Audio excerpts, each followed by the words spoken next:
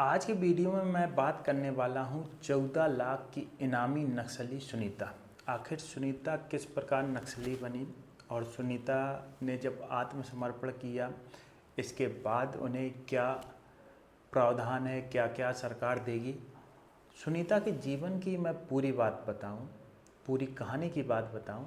आप पहले इस वीडियो को देखिए जिसमें सुनीता इंसास राइफल को हाथ में लिए जा रही है, पैर में चप्पल है और जहाँ पे एसपी साहब हैं, आईजी साहब हैं और राइफल को रखते हैं और कई अंधेरों के बाद जब उन्हें रोशनी मिलती है तो चेहरे पे एक स्माइल है। उनसे पूछा जाता है कि आप बता के आए हैं, आप आत्मसमर्पण, तो उन्होंने कहा मैं तो करूँगी और साथ में मेरे साथीगण करेंगे।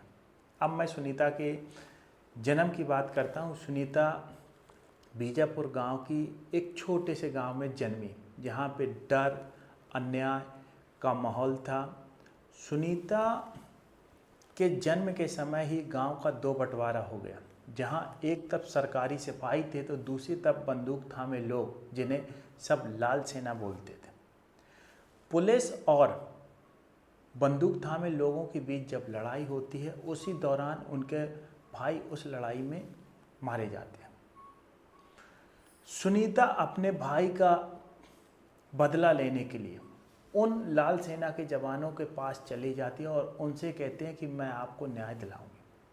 19 साल की उम्र में सुनीता 2022 में अपने गांव को छोड़ देती है। बंदूक थामे सुनीता जंगलों में दर दर की ठोकरें खाती है, कई रात टेंट में सोनी पड़ती है, बारिश होती है, किसी दिन खाना मिलता है, नहीं मिलता है, पुलिस की मुठभेड़ होती है, गोलियां चलती हैं।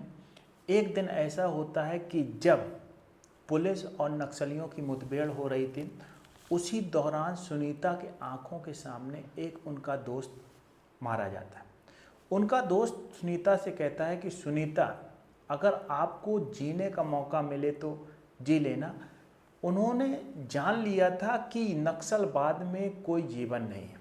फिर इसके बाद पुनर्वास आत्मसमर्पण जो होता है उसके तहत 1 नवंबर 2025 को सुनीता बालाघाट पुलिस के सामने आत्मसमर्पण कर देती है। आत्मसमर्पण करने के बाद वो अपने माता पिता से मिलती है, माता पिता से मिलके गले में जो उनकी खुशियां हैं, और इसके बाद सुनीता कहती है कि कई अंधेरों के बाद अगर रोशनी की चिंगारी पानी है तो वो शिक्षा, समाज को अगर बदलना है तो वो शिक्षा ही एक ऐसा हथियार है जिससे समाज को बदला जा सकता है। अब मैं बात करूं कि सुनीता को क्या क्या मिलेगा, जिसको मैंने नोट कर रखा है। तो मध्य प्रदेश सरकार ने नक्सली समर्पण और पुनर्वास नीति 2023 में लागू की थी, जिसमें ये प्रावधान है। नंबर 1, 10 लाख की पुनर्वास राशि, रोजगार या स्वरोजगार, उसे नौकरी भी मिल जाएगी। तीसरी, सुरक्षा और गोपनीयता की गारंटी। 4, सामाजिक पुनर्वास सहायता, ताकि पूर्व नक्सली समाज में पुनः स्थापित।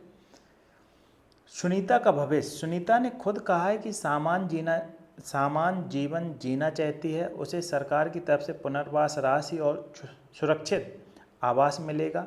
पुलिस ने उसके लिए काउंसलिंग और तो ये जो थे उसके ऊपर घोषित जो इनाम था 14 लाख, 8 लाख महाराष्ट्र पुलिस की तरफ से था, 3 लाख छत्तीसगढ़ पुलिस की तरफ से था और 3 लाख मध्य प्रदेश पुलिस की तरफ से था।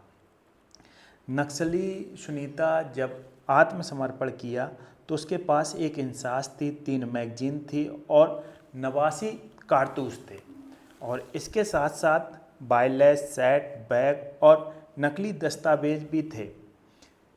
तो इस प्रकार की चुनौतियों के आगे का जो रास्ता था, जिस प्रकार सुनीता ने अपना जीवन व्यतीत किया, आप सुनीता एक आम जिंदगी जीना चाहते हैं।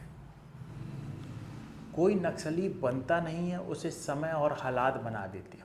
लेकिन मध्य प्रदेश सरकार की जो ये योजना है, इसके तहत ये एक बहुत बेहतर पहल है।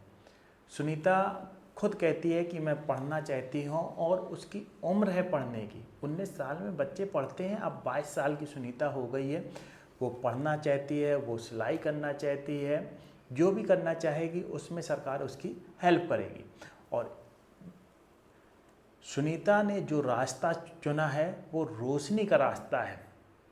तो सुनीता के जीवन के लिए मैं शुभकामनाएं देना चाहूँगी कि उन्होंने एक बहुत बेहतर रास्ता चुना है और उनके जीवन में अच्छे पल आएँ, और जिस प्रकार वो माता पिता से मिलके खुश हुई हैं, और सुनीता की जो स्माइल है, छोटी सी बच्ची, नादान बच्ची लग रही है, लेकिन कई अंधेरों के बाद अब वो रोशनी में दीपक की तरह चमकेगी और अपने परिवार के साथ अच्छे से रहेगी। जय हिंद, जय भारत।